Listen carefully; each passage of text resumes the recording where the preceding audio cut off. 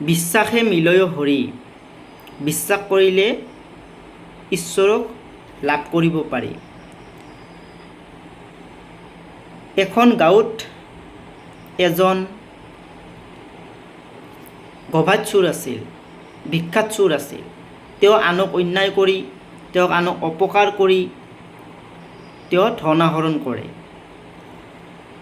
আৰু এদিন সেই চোৰজনাই গাঁৱৰ ভকত এঘৰৰ ঘৰত চুৰ কৰিব গ'ল। আৰু চুৰ কৰিব যাই দেখিলে যে সেইখন গৃহত ভাগৱত পাঠ হৈ আছে। সেইদিনা ভকত বৈষ্ণৱৰ লগত ঈশ্বৰৰ গুণানুকীৰ্তন কৰি আছে আৰু ভাগৱত ব্যাখ্যাকাৰে বাপজনাই ভাগৱত ব্যাখ্যা কৰি আছে। আৰু সেই সময়খিনিত চোৰজনে যাই সেই গৃহত উপস্থিত হ'ল। আৰু ব্যাখ্যা কৰা বাপজনাই ঈশ্বৰৰ সেই মদন মোহন ৰূপটো বৰ্ণনা কৰি আছিল যে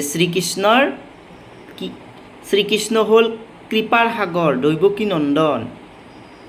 ঈশ্বৰক যদি কোনোবাই শুদ্ধ মনেৰে মাতে, তেওঁ দৰিখন দিয়ে হৃদয়ত। আৰু তেওঁৰ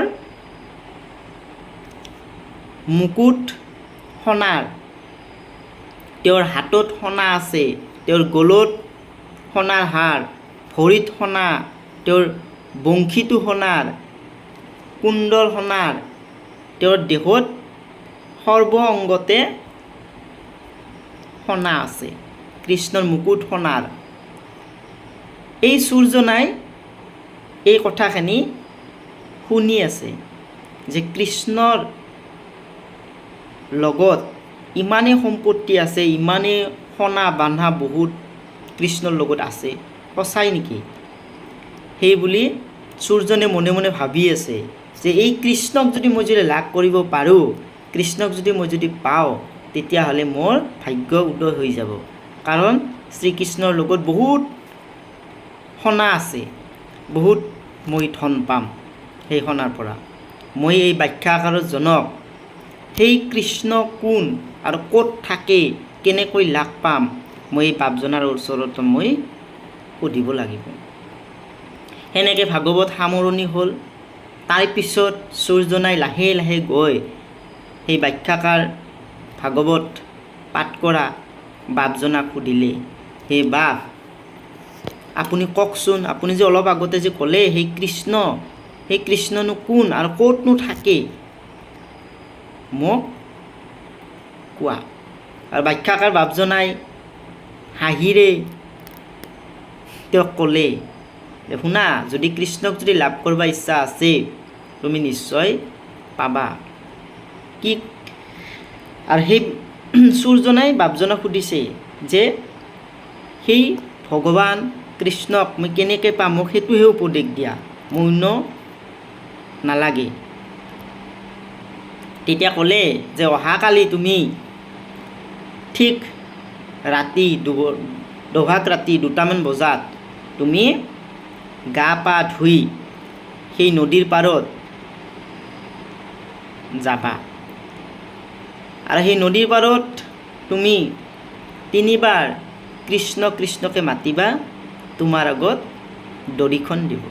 সেই বাপজনে ক'লে, বাপজনে জানে যে একো নাজানেই, কবুজ। কাৰণ কিয়, যদি তেওঁ জানিলে হয় কৃষ্ণ ক'ত থাকে, তেওঁ নুসুধিলে হয়। কিন্তু কৃষ্ণক লাগ পাব বিচাৰিছে, সেইকাৰণে বাপজনায়ো ক'লে যে তুমি নদীৰ পাৰত গৈ গা পা ধুই তুমি 3বাৰ ঈশ্বৰৰ কৃষ্ণ কৃষ্ণকে মাতিবা, তোমাৰ আগত কৃষ্ণ দড়িখন দিব। আৰু সেনেকৈ এই চোৰজনাই মহাপাপী, তেওঁ কি কৰিলে, নদীৰ পাৰত গ'ল আৰু সুন্দৰভাৱে গা পা ধুই ঈশ্বৰক মাতিলে। কাকো কোৱা নাই কথাটো চোৰজনাই। আৰু যাই সেই নদীৰ পাৰত ধুনীয়াকৈ হাতযোৰ কৰি যেনেকৈ দিহা দিছিল বাপজনাই, সেনেকৈ ঈশ্বৰক স্তুতি কৰিলে, হে প্ৰভু কৃষ্ণ, তুমি মোক দড়িখন দিয়া। আৰু সেই সময়ত সেই চোৰজনাই লগে লগে সেই নদীৰ পাৰত কদম গছৰ ওপৰত শ্ৰীকৃষ্ণই বংশী বা সেই মদন মোহন ৰূপটো দড়িখন পালে। বাপজনাই যেনেকৈ কৈছিল সঁচাকৈ সেনেকৈ চোৰজনাই দড়িখন পালে। সুন্দৰ ভৰিৰ পৰা মূৰলৈ সোণা উজ্জ্বল ৰূপটো তো দড়িখন পালে। যেনে এটা সূৰ্যহে মানে প্ৰকাশ হৈ উঠিছে, কৃষ্ণৰ ৰূপটো সেনেকুৱা হৈ উঠিল। আৰু চোৰজনাই দেখা পালে সঁচাকৈ কৃষ্ণ আছে, সঁচাকৈ আমি কৃষ্ণক পালোঁ। সেই চোৰজনৰ যিটো বেয়া ভাৱ আছিল, সেই বেয়া ভাৱ কৃষ্ণক দড়িখন পোৱাৰ লগে লগে তেওঁ নাইকিয়া হ'ল। আৰু পিছদিনা সেই বাপজনাক যাই ক'লে, হে বাপ, আপুনি যে ক'লে যে যোৱাকালি এনেকৈ নদীৰ পাৰত যাবা, গৈ কৃষ্ণক লাগ পাব। সঁচা হৈছে মই গৈছিলোঁ আৰু কৃষ্ণক মই সঁচা সঁচি দড়িখন পালোঁ। তেতিয়া সেই বাপজনে হাঁহি হাঁহি ক'লে যে তুমি সঁচাকৈ কৈছ না তুমি সপোনত দেখিছা? কৃষ্ণ তোমাক দড়িখন দিব সেনেকৈ? এই নহয় বাপ, মই সঁচাকৈ দেখিছোঁ। মানে বিশ্বাস কৰি গৈছিল, সেইকাৰণে ঈশ্বৰক লাভ কৰিব পাৰিলে। তাৰপিছত বাপজনাই বিশ্বাস কৰা নাই, বহুত কাকুতি মিনতি শপতকৈ বহুত ক'লে যে সঁচাই মই কৃষ্ণক দড়িখন পাইছোঁ, সঁচাই মই কৃষ্ণক দেখা পাইছোঁ। তেতিয়া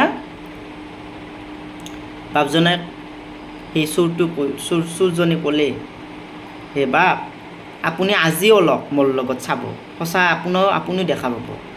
বাপজনাই বোলে হ'বও পাৰে, বিশ্বাসে মিলয় কৰি তে মই আজি তোমাৰ লগত নিশ্চয় যাম। সেই বাপজনাই ৰাতি সেনেকৈ চোৰৰ লগত গ'ল আৰু যাই পিছদিনা দেখা পালে সঁচা সঁচি শ্ৰীকৃষ্ণৰ ৰূপটো দড়িখন পালে দুয়োজনাই। আৰু বাপজনাই যেতিয়া কৃষ্ণৰ ৰূপটো দড়িখন পালে, তেতিয়া বাপজনাৰ চকুৰ পৰা চকুলো বাগৰি আহিল যে ইমান বছৰ মই ভাগৱত পাঠ কৰিও মই ঈশ্বৰক লাভ কৰিব নোৱাৰিলোঁ, আৰু তুমি আজি মোক ঈশ্বৰক দেখুৱাই দিলা। মানে কি? ইয়াৰ পৰা আমি বুজিলোঁ যে ঈশ্বৰক বিশ্বাস কৰিব লাগিব, ঈশ্বৰক আমি ভক্তি কৰিব লাগিব শুদ্ধ মনে। বিশ্বাস কৰিলেহে ঈশ্বৰ দড়িখন দিয়ে। ঈশ্বৰে সকলোৰ লগতে আছে, কৃষ্ণ সকলোৰ লগতে আছে, কিন্তু কৃষ্ণক বিশ্বাস কৰা, কৃষ্ণক ভাবা, নিশ্চয় ভগৱন্ত প্ৰভুৱে এদিন আমাক সকলোকে দড়িখন দিব। এইখিনি কৈয়ে আজি সামৰণি মাৰিছোঁ। ধন্যবাদ। শ্ৰীকৃষ্ণৰ কৃপা মিলক।